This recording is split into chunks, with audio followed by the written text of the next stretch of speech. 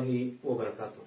ستاسو دینی مسائل او دغه حل سره دیارلسمه برخه مونږ شریکو سوالات جوابات سره جوابات لپاره مفتي صاحب راغلی دی علامه مولانا مفتي محمد سلمه الله تعالی چې کوم سوالات تاسو را لګولي دغه تفصیلي جواب راکول لپاره موجود دی. مفتي صاحب دا یو ورور دی د دوبۍ نه دی تاسو کې امر رو دوبۍ تاسو کې دی چې صدقه فطر څخه خاص وخت مقرر شته، یعنی داسې متعین وخت چې پاګه تور کول شي هغه تنشي ور کول یا څه لکه چې یو مرګري د ته ویلي چې تا سرسایه د وخت مخکې لګولې ده دا سرسایه نه کیږي، د دې شرعي څه حکم شته چې هغه وخت مقرر کیږي؟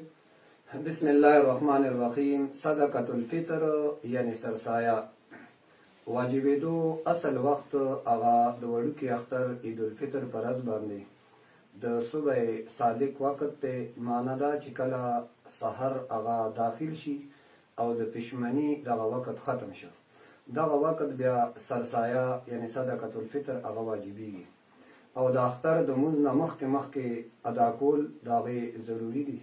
که د اختر د مونځ نه مخکې دی ور نه کړه نو بیا وروسته بیا ادا کې، لیکن وروسته ادا کولو سره چې کوم فضیلت او کوم ثواب نو هغه ته بیا نه ملاویږي. او غریبانان او فقرا او مساکین د هغوی خیال ساتلو د وجې نه د اختر نه مخکې رمضان المبارک کې ورکول د سرسایه دا هم صحیح دي، څنګه چې بعض صحابه کرام د هغوی دا معمولو د اختر نه مخکې به صدقه فطر هغه ورکو. امام بخاری صحیح بخاری کې د ابن عمر رضی الله تعالی عنہ قول نقل کړی دی، وکانه ابن عمر رضی الله تعالی عنہ يعطيها الذين يقبلونها وكانوا يعطون قبل الفطر بيوم او يومين. ابن عمر رضی الله تعالی عنہ هغه به سرسایه هغه چاته ورکوله چې چا به قبلوله نو بس هغه ته به ورکوله. هغه او یعنی عام صحابه کرام رضی الله تعالی عنهم اجمعین هغه به هم د اختر نه یو یا دوه ورځې مخکې سرسایه ورکوله. بهرحال زمونږ چې کوم د فقه کتابونه دي دا فقه کتابونو کې د فقهای کرام د سرسایه په باره کې دوه قسمه اقوال دي. یو قول دا دی چې سرسایه رمضان المبارک میاشت کې چې کوم ورځ د خوښۍ په هغه ورځ باندې ورکه نو دا جایز ده، البته رمضان میاشت نه ده شروع د رمضان نه مخکې ورکې نو دا صحیح نه ده. دا اول قول دی د فقهای کرام.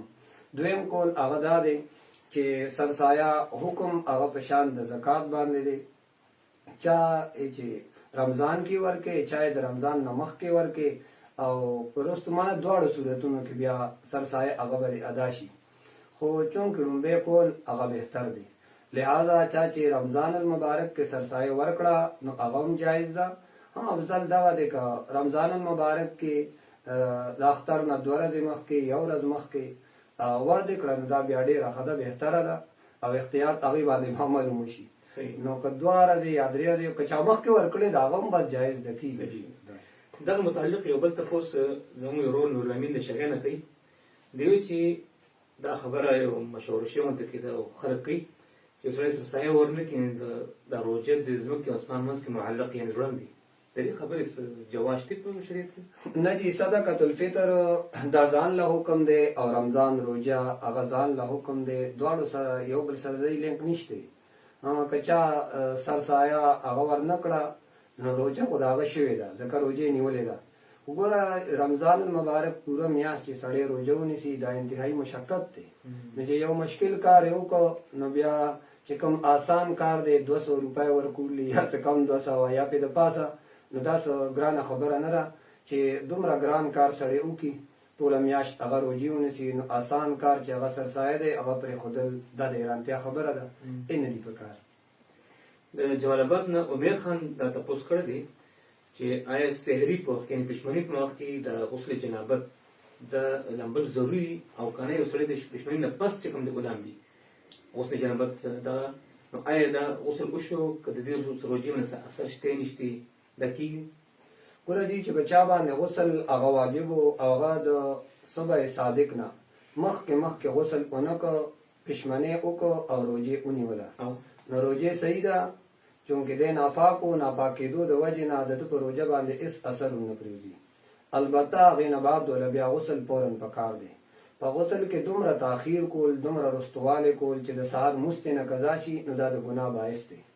او د روزې په حالت کې د غسل هغه طریقه ده کومه چې عامه طریقه ده. عام حالاتو کې چې کومه روزې په حالت کې پوزه کې اوبه اچول چې هغه د هډوکي ته بار ور ورسي، چونکې په دې موږ خبرې کړې دي، او غړغړې کول چې هغه خولې ته دننه اوبه ځي، نو هغه نه دي پکار. او غړغړه هغه هم جایز نه ده د روزې په حالت کې چې کوم غسل او پوزه بس عام اوبه اچول په خوله کې او بیا پوزه کې، هغې کې مبالغه نه دي کول پکار. او موږ دا هم ویلي مخکې موږ دا تپوس شوی چې بیا که سړی ابداري وکړي د هغې نه بعد بیا هم د غړغړې څه ضرورت بیا نشته. جي صحیح، جزاک الله خیر. عزتمندو، کوم سوالات چې تاسو رالیږلي مفتي صاحب د هغې تفصیلي جواب درکړو. مزید ستاسو دویم کې سوال وي، وټساپ نمبر زموږ پر سکرین چلیږي، موږ ته راسند کړئ.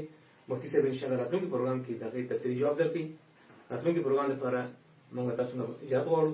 د الله په امان.